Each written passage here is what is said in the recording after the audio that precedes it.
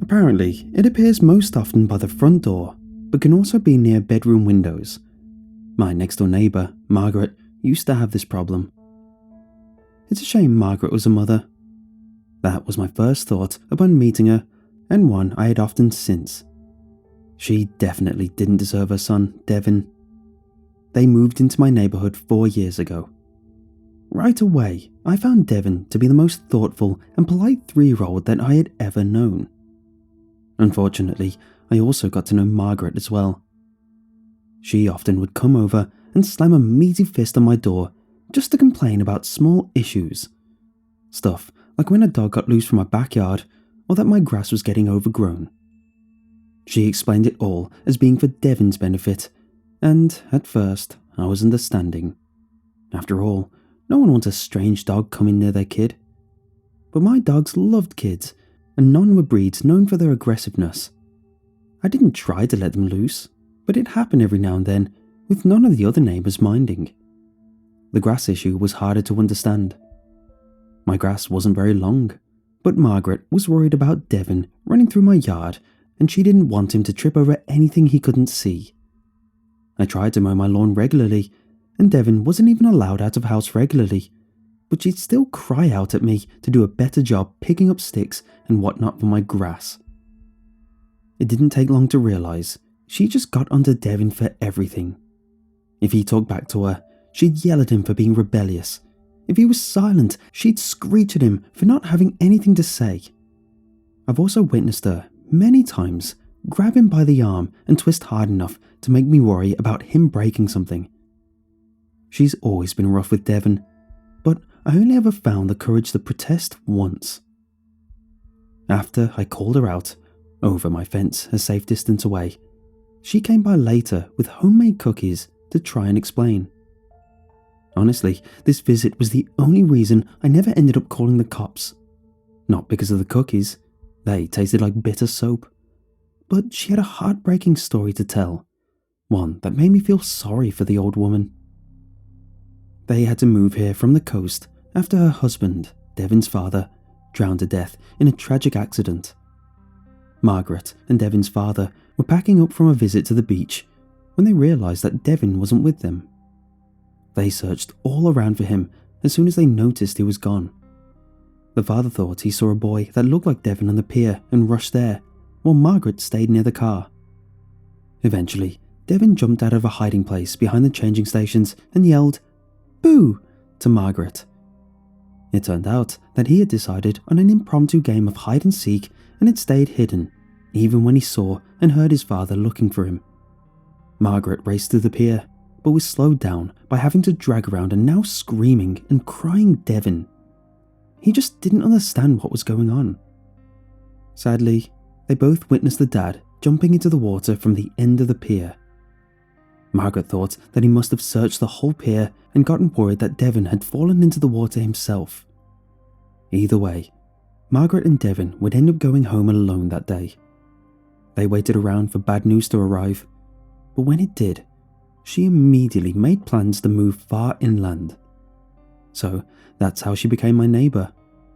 But the story also explained why she was equally paranoid about Devin's safety and angry at his existence. She didn't admit that, of course, but it was obvious with how she used phrases like, "You must understand, Devin never meant any harm, it was just an accident how he killed his father." As harsh as it always was, I couldn't even begin to imagine the hurt both of them were living with. So, I didn't try. I figured Margaret was doing the best she could under the circumstances, so I never called her out a second time. And it didn't hurt that I'd do anything to avoid another awkward meeting. Margaret was a large woman with no real concept of personal space. After our little talk, she found excuses to be outside when I came home from work. Eventually, she gave up and became quite reclusive. Everyone in the neighbourhood breathed a sigh of relief, and we largely just continued on with our lives. Until recently, when I saw Margaret outside again as I pulled into my driveway.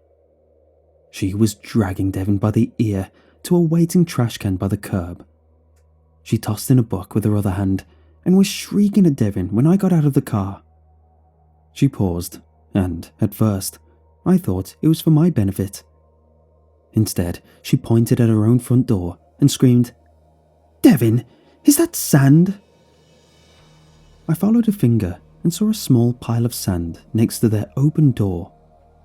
I assumed she was just angry at how Devin had tracked around a mess. If I had stopped to think for a second, I would have wondered more about where Devin had managed to step in sand. He was homeschooled, and Margaret never let him out of her sight for long. But I didn't think. I just didn't want Devin to be punished anymore. I cleared my throat and said, "I'm sorry, I had a work project that involved sand, and I spilled some all over the sidewalk. It's windy today, so it probably got everywhere else. Devin must not have been able to avoid it if he walked near my yard." Margaret looked at me suspiciously, but then she asked Devin if that sounded like what happened. She had a surprising amount of hope in her voice. Devin looked confused, but only for a second. He was grateful to take the opportunity I provided and said, "Well, I did check the mail earlier." Margaret immediately started yelling again, but now about how careless her son was. She didn't even blame me for not cleaning up my mess. She dragged him back into the house, and I wasn't entirely sure if I had actually helped out Devin. There was just no satisfying that woman. Later that night, when I was walking my dogs, I saw Devin sneaking out of his house. He went to the trash can and was pulling out that book when I walked up to him. He flinched, but I held up a hand and tried my best to be reassuring. I just wanted to do my best to keep him out of trouble. Devin explained how the book wasn't anything too special. It was about a father and son surviving the apocalypse together, but that was enough to trigger his mother. I wasn't sure how to bring it up, but Devin must have known what I was thinking. He confirmed what Margaret had told me all those years ago. He said something like, "Yeah, my mum doesn't like to be reminded of my dad, and she doesn't want me thinking about him either. I guess you've heard what happened." I just nodded. Devin continued sadly, "I don't even remember my dad, but I know I wouldn't have wanted to hurt him. Please believe me, if I knew what would happen, I wouldn't have stayed hidden." I did believe him, but it was a very awkward subject, so I tried to change the conversation by bringing up the sand. I just asked him where he thought it really came from. He immediately looked alarmed as he asked, "What do you mean? That wasn't because of you? I hoped you were telling the truth." Annoyed he wasn't being more grateful, I said, "My bad. I guess I won't try to keep you out of trouble next time." Devin waved his hand frantically as explained, No, you don't understand. Sand at the door or windows is a warning." I really didn't understand, and told him so. Devin sighed before explaining, "There's this monster that is after me. It's called the Murkender, and it will drag me to the ocean one day to drown me. It gets stronger and stronger every time it tries, but I'll have to let him eventually." All I could do in that moment was stare at Devin, completely speechless at his explanation. Misunderstanding my silence, he continued, "You see, the Murkender mistook my dad for me. His soul is probably trapped at the bottom of the ocean. I'll have to be sacrificed to release him to heaven. At least, my mom thinks that's the only way. But not anytime soon. She says it's selfish, but she wants me all to herself for a while." Stammering, I finally figured out how to say, "What on earth has that woman been telling you? There's no such thing as monsters. Your daddy is already in heaven, and you definitely do not have to be hurt to save anyone. We had to move here because we found sand by my bedroom window, and I know monsters are real because I live with one." I couldn't argue with that logic, but Devin's words reminded me that I was talking to a 7-year-old child.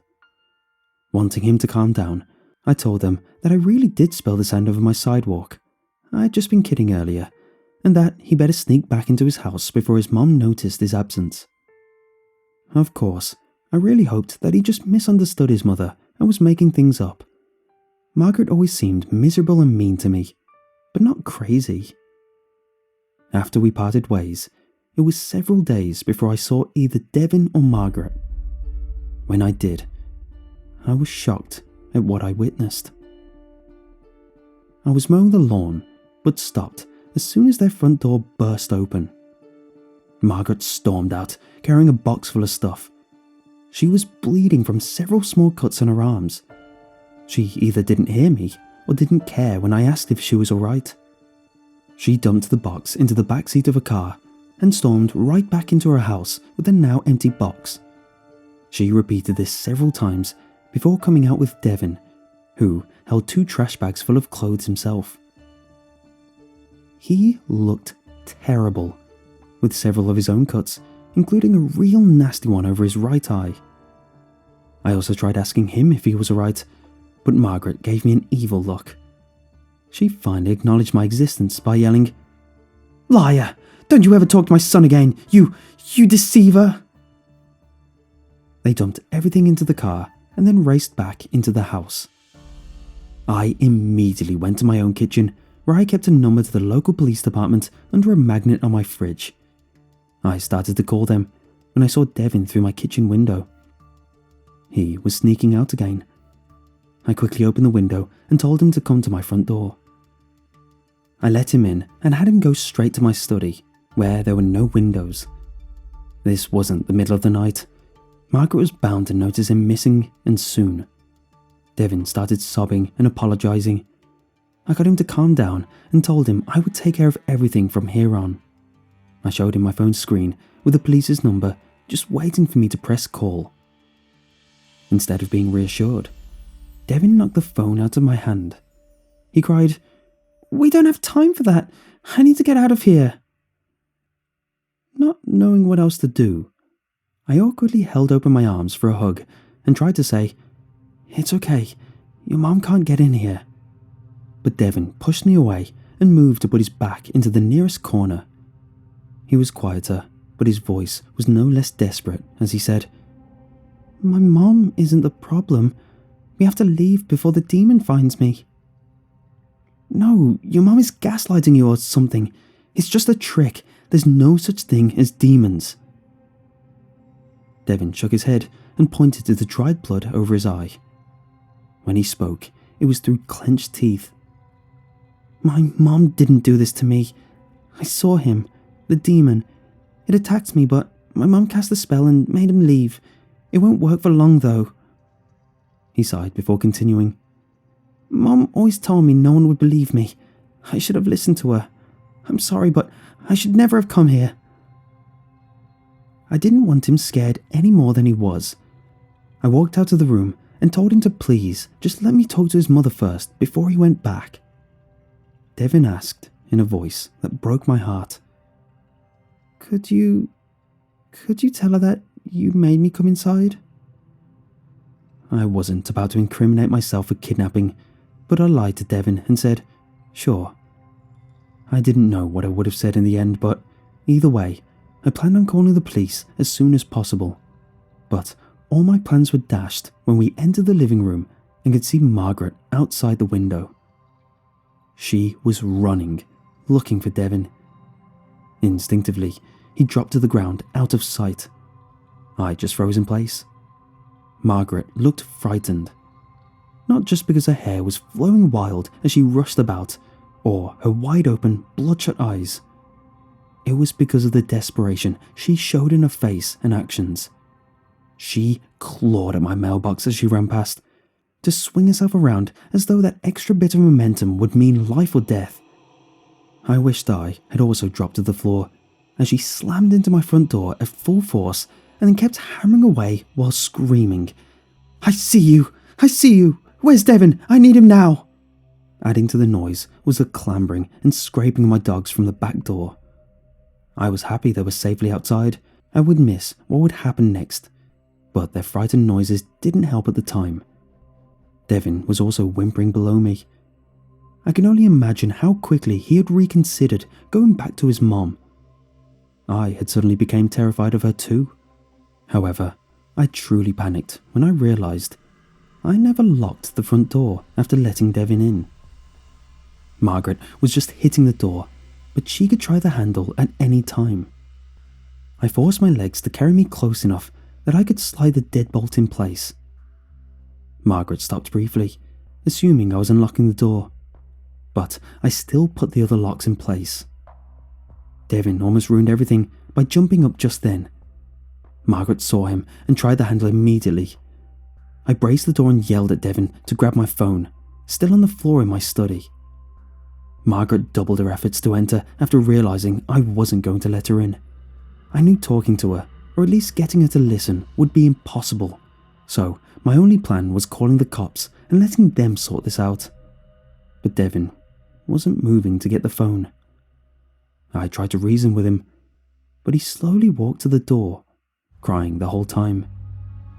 He tried to explain. "No, I have to go out there. Don't you see? This is just like last time, only it's my mom that will die this time. Please let me out." I heard wood splintering behind me and furiously shook my head. I begged and pleaded with him to just get the phone. He just asked me, Please open the door. I know you're trying to help, but this is exactly how my dad died. Mom stopped me from going out, and the demon got my dad as he was looking for me." I felt my blood run cold before I fully understood what he had said. I replied with something like, "I thought you were all alone, playing hide and seek when your father passed." Because of the awful noise everywhere around me, I had to strain my ears to hear every word of Devin's whispered response. "Hide and seek was my mom's idea. She told me where to hide and then told my dad we were playing. Then she came back and kept me from going out. She told me it wasn't safe because she had seen the demon."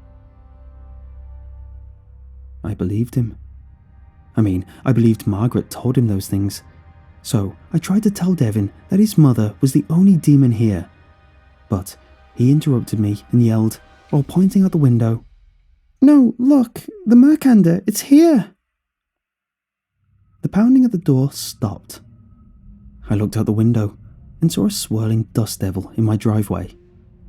Margaret was facing it, screaming obscenities. Devin hurried to the door and unlocked it as I moved fully in front of my living room window to get a better view. I could and should have stopped Devin, but I was too busy being shocked at the dust devil taking a more humanoid form. It even began to look like it was wearing clothes. It walked like it was underwater, slowly approaching Margaret, and now, more obviously, made entirely of sand. She spat at it as it raised its arms, but that did not stop its sandy boots from marching closer and closer until it was just 10 feet away. Then sand poured forth from its palms. At first, only a small stream hit her, but the sand was moving fast. Margaret held out a hand to catch the spray, and it worked to divert the slow sand against the rest of her body, but at the cost of almost completely flaying her hand. I'll never forget the spray of blood and skin over her wild face as she turned and screamed in pain. The Murkender, or whatever it was, started to pour out a much thicker stream of sand at Margaret, but at that moment, Devin ran in between the two and shielded his mother.